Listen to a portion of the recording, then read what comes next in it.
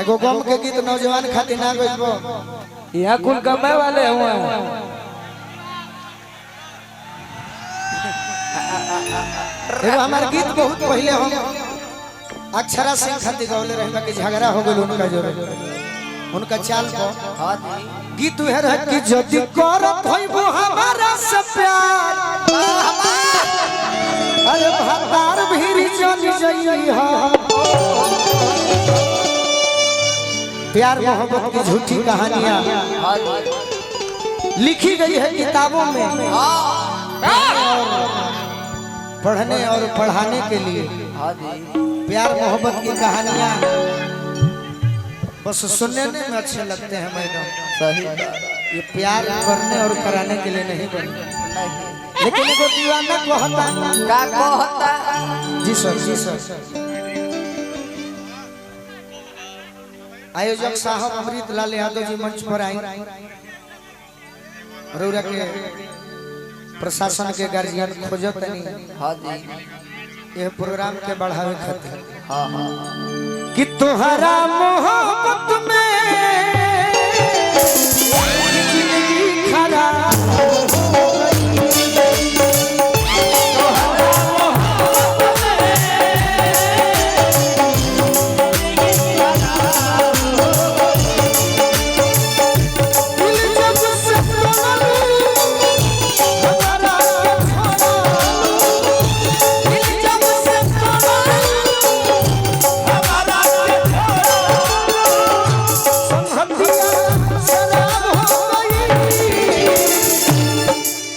अमृत लाल यादव जी आयोजक साहब मंच पर आ जाए पहले सर हम गाले तनी ना तो हमरो गाना खत्म हो जाए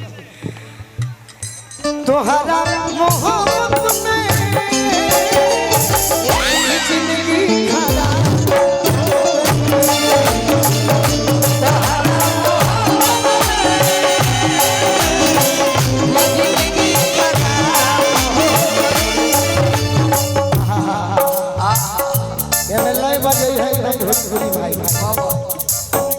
जान के हमारा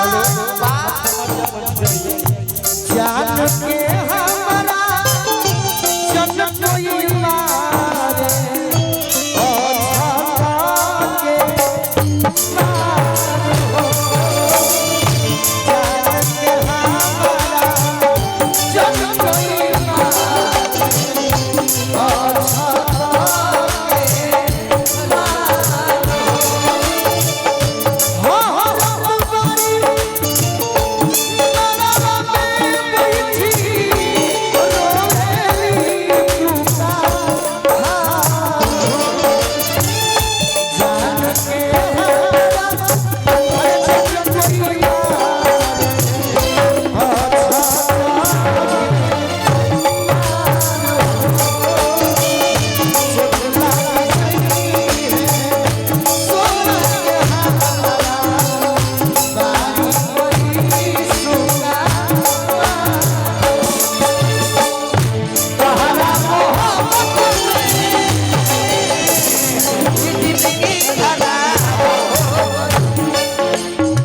हेलो आई अमृत लाल यादव जी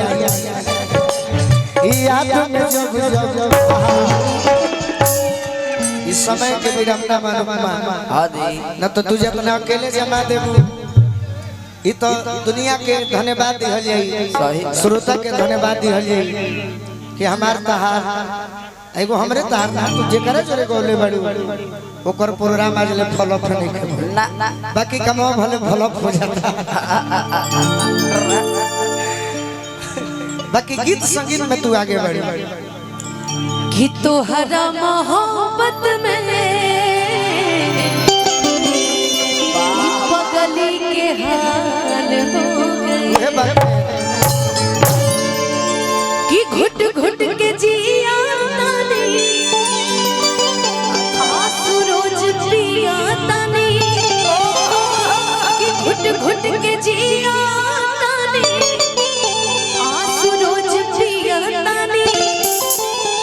प्रेम जीव के काल हो गए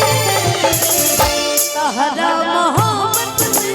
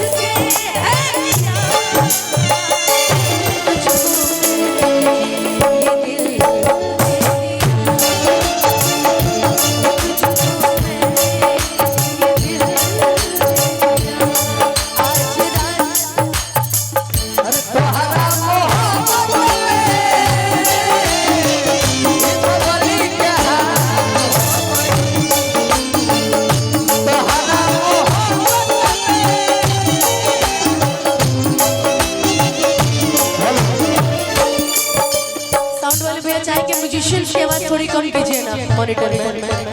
म्यूजिशियंस की आवाज कम कीजिए। कम नहीं करना है, बस हम लोग का बढ़ा नहीं, देंगे। हम लोग का ज्यादा बढ़ गया है, वो आवाज जरा भैया लोग का कम कीजिए। ये लोग चमक के बजा रहे, हम लोग की आवाज ही नहीं सुनाई दे रही है। याद में जब जब खोईला